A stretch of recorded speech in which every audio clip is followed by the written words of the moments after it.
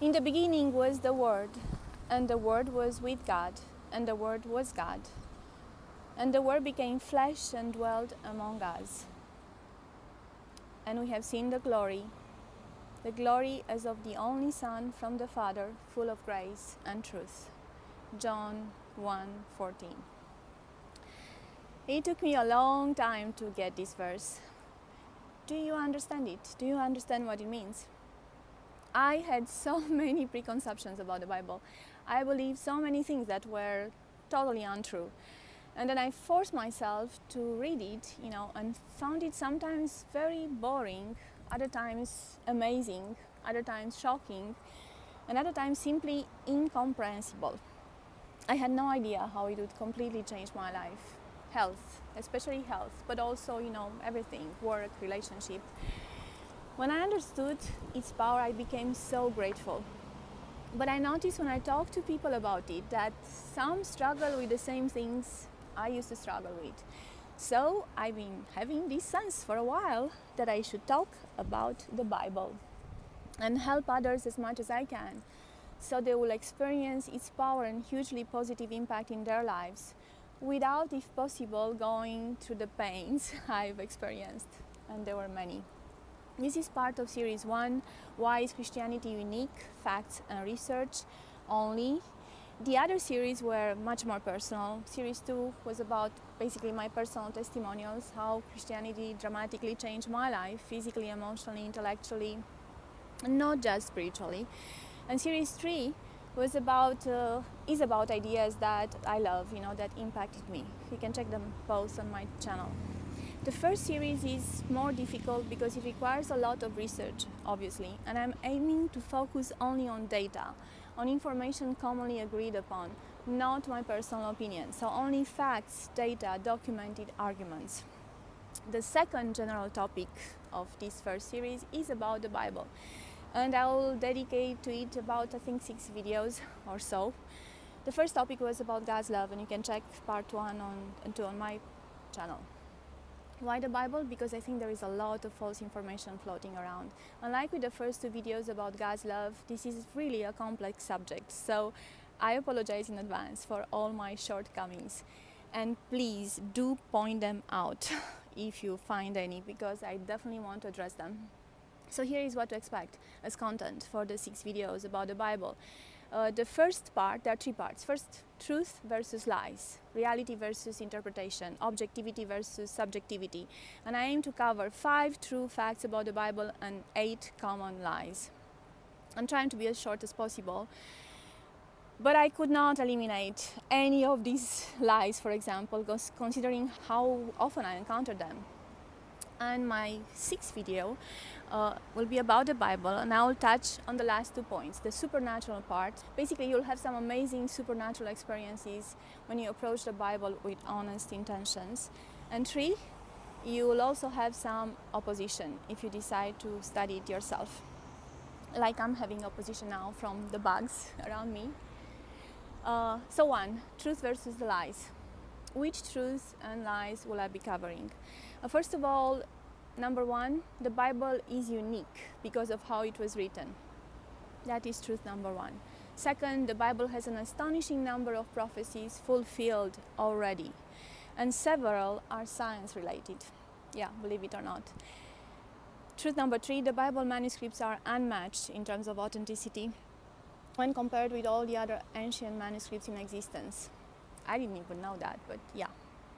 Then I'll talk about the lies before the final 2 truths. Lie number 1, the Bible teaches pretty much the same things as all the other holy books. That is completely false.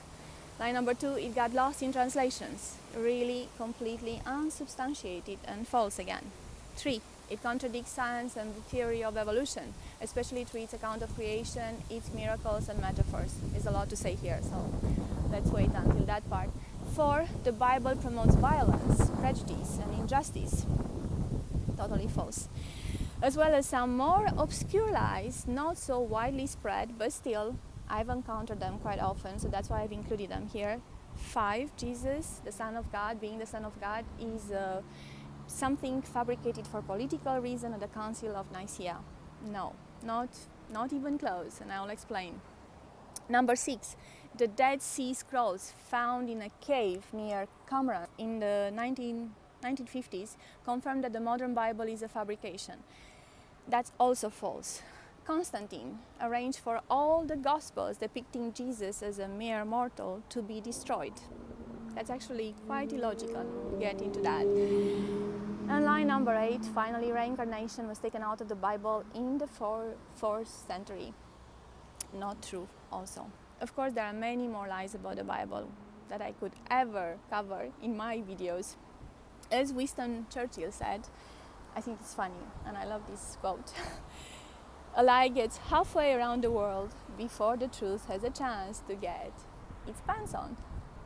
I mean, I think he was really funny, this guy. But as I said, in my videos, I'll just stick to the main ones, the main lies I know.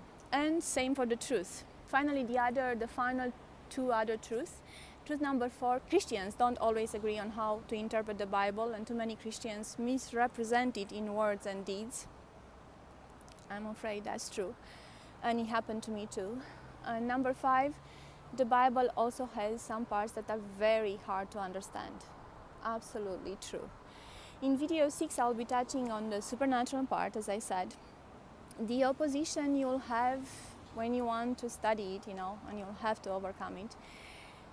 And also my best personal recommendations. Okay, so now I will start with some true facts about the Bible.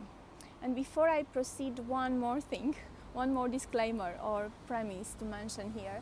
Since we are talking about the notion of truth, this is something that stands at the basis of my worldview, and therefore the basis of this video too, and my philosophical side basically feels the need to mention it. I think a majority of us, not all, but really a big majority, knows that there are things that are relative and things that are absolute, right? Or no? Yeah. There is reality, objectivity, truth versus interpretation, subjectivity, false. And there are ways to differentiate between them. Philosophers call them the tests for truth. And there are 3. Logical consistency. All ideas, answers given by a certain religion, philosophy, whatever it is, need to be logical, but also make total sense when they are put together. Empirical adequacy is a number 2. They have to be supported by evidence. And experiential relevance is number 3. They have to work in practice. Not the purpose of this video to detail here, but those are the tests I also believe in, and by which one is able to identify absolute truth. And please check them out yourself. So I'm a firm believer in absolute truth and in the tests that identify this truth. And from a practical perspective, really, I think in the real life struggle we all experience between right and wrong, justice and injustice, life and death, I think we all realize that truth does and will always matter, right guys? Even for those who claim they don't believe in absolute truth, and I met them, I met several of these people. If you meet one of these people, please watch what happens when he or she is on trial, for example, or simply at the receiving end of a lie. They may suddenly turn into a big advocate of absolute truth, from what I noticed. Just do the experiment yourself. So I personally believe in absolute truth that can be checked through the test I just mentioned, which means I also believe in logic, really, very, very much, in science, in facts, in thorough investigation. But I also believe in faith, again, very much, and supernatural wisdom and revelation. And no, they do not contradict each other. And I promise to give you some good logical arguments in favor of this statement later. For the above reason, and also because the Bible topic is so complex and maybe perhaps also controversial, another one, I'll stick only to facts in this video. And generally in this first series, as I said, I'll try to avoid interpretations about the Bible or even my personal opinions. And if I make exceptions, which may come naturally, like at the end of some videos, for example, I'll let you know that we are entering the realm of opinions and personal experience. My aim in Series 1, and this is serious, is to focus on information and clear facts on which all Christians, atheists, historians, scholars, absolutely independent of their religious background, agree, so that you can judge by yourself. And it goes without saying that I encourage you guys to check anything I say whenever doubt pops into your mind. So let's finally start, shall we? Truth number one, this video will be short, because apparently I need to make them much shorter, and I think I agree. The Bible is unique because of the way it was written. In my conversations with those who see the Bible as outdated and irrelevant, my first reaction tends to be like a feeling of overwhelm. Here we're going to personal a little bit. How can I begin to explain them what the Bible means for me? How can I tell them about the many times I was guided and helped in quite specific ways on matters I had no clue how to solve?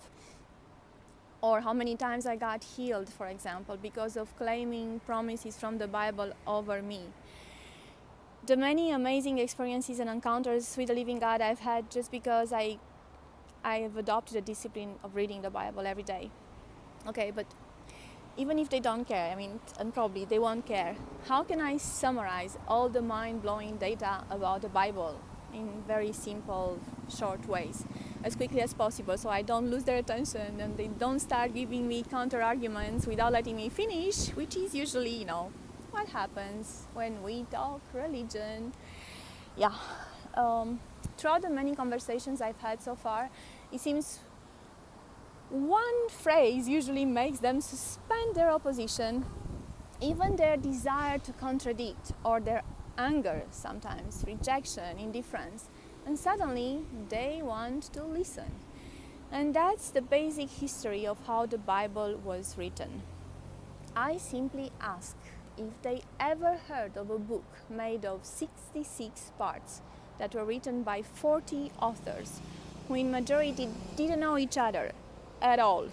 40 different people of very diverse backgrounds, education, kings, peasants, doctors, fishermen, scholars, servants, slaves, you name it, over more than 1500 years in 3 different languages, yet still remaining in agreement over all of its topics, while focusing on only one single message: God's salvation plan for humanity through His Son, Jesus.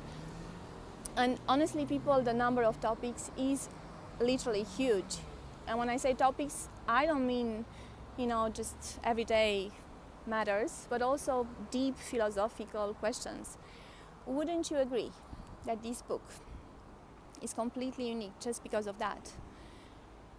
These facts about the Bible seem to almost always make arguments stop somehow and turn the majority of reactions into surprise. You can try it yourself and you'll see.